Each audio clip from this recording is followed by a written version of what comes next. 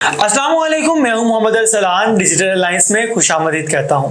ये वाक़यात और किरदारों की एक पेचीदा कहानी है जो पाकिस्तानी फिल्म इंडस्ट्री और ड्रामा इंडस्ट्री से वाबस्ता है। इस कहानी का आगाज उस वक्त हुआ जब सैयद नूर, जो कि एक मारूफ फिल्म साज हैं, पर इल्ज़ाम लगाया गया कि उन्होंने एक मशहूर अदाकारा रेशम को मजबूरी में गंदे गानों और नामुनासिब सीन्स में काम करने पर मजबूर किया। रेशम का दावा है कि सैयद नूर ने न सिर्फ इनके कैरियर को तबाह किया बल्कि इनकी जिंदगी को भी बर्बाद कर दिया। रेशम का कहना है इनका कैरियर कामयाबी की बुलंदियों पर था जब सैयद नूर ने इन पर दबाव डालकर इन्हें मुजरिम और फास्ट सीन करने पर मजबूर किया, क्योंकि वो इनकी जगह आप दे चुके थे सैमा चौधरी को। सैमा चौधरी के आने के बाद, उनकी खूबसूरती देखने के बाद सैयद नूर उन पे इस कदर लट्टू हो चुके थे कि उन्होंने मेरी पर्ची साफ कर दी और मुझे कहा कि अब तुम्हारा बाइकआउट हो चुका है इस इंडस्ट्री से। खैर, रेशम के मुताबिक इनके कैरियर को बर्बाद करने के पीछे सबसे बड़ा हाथ सैयद नूर का ही था। उन्होंने मजीद कहा कि इनकी जिंदगी तबाह हो चुकी थी, मगर अब वो इस बारे में कुछ भी नहीं बोल सकती थी और उन्होंने चुप करके गंदे और फास्ट सीन करना शुरू कर दिए। इस दौरान डॉक्टर उमर आदिल, जो इंडस्ट्री में एक मारूफ शख्सियत है, ने रेशम के लंगर तकसीम करने के अमल पर सख्त तनकीद की।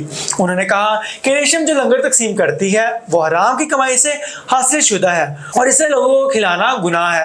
रेशम ने इल्जामात का जवाब देते हुए कहा कि डॉक्टर आदिल ने ना सिर्फ इन पर झूठे इल्जाम लगाए बल्कि इनकी इज्जत को भी पामाल किया। रेशम ने खलील साहब के हवाले से भी सख्त अल्फाज इस्तेमाल किए, जिनके साथ उनका कभी काम नहीं हुआ। उन्होंने कहा कि खलील साहब की सेहत खराब हो चुकी है, इनकी जिंदगी में नहुसत छा गई है और अब बारी है तो उस खुसरी की। आखिर इन्होंने खुसरी का अल्फाज क्यों इस्तेमाल किया? रेशम ने पिछले ही दिनों अहमद अली भट्ट की पॉडकास्ट में शिरकत की और कहा कि अब कमर साहब की जो है वो नहुसत छा चुकी है और अब बारी है तो सिर्फ खुसरी की। एक नु कुट पै गई है ते खुसरी दी कुट रह गई। आखिरकार कमर साहब और खुसरी के साथ रेशम का क्या ताल्लुक है? ऐसी क्या बात हुई है जिसके बाद उन्होंने ये अल्फाज उन दोनों के लिए इस्तेमाल किए?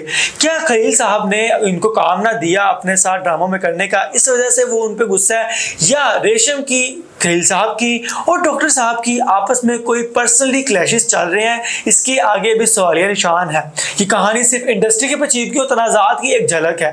ये बात जाहिर करती है कि इंडस्ट्री में कामयाबी और नाकामी के पीछे सिर्फ मेहनत नहीं बल्कि बहुत सी दूसरी चीजें भी अहम होती हैं। जब कोई शख्स मुश्किलात का सामना करता है तो इसके साथ ताल्लुकात और रिश्ते भी मुश्किलात का शिकार हो सकते हैं।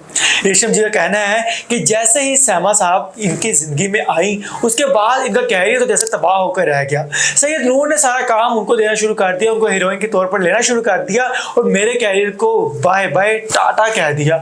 आखिर ऐसा क्यों कहा? क्या सैमा के सैयद नूर के साथ इख्तलाफात, ताल्लुकात नाजायज थे, या फिर सैमा ने अपने अदाकारी से ही उनको अपना दीवाना बनाया? आपको क्या फीडबैक है मुझे कमेंट सेक्शन में जरूर बताइएगा। ये तहरीर आप बेहतर अंदाज में आप बता सकते हैं कि इसकी असल हकीकत आखिर है क्या। कहानी के मुख्तसर और मौसर अंदाज में मैंने आपके सामने बयान किया। आप इसका जवाब आपने मुझे कमेंट सेक्शन में देना है। मिलते हैं किसी और दिलचस्प वीडियो के साथ। मुझे दीजिए इजाजत। अल्लाह ने के बाद।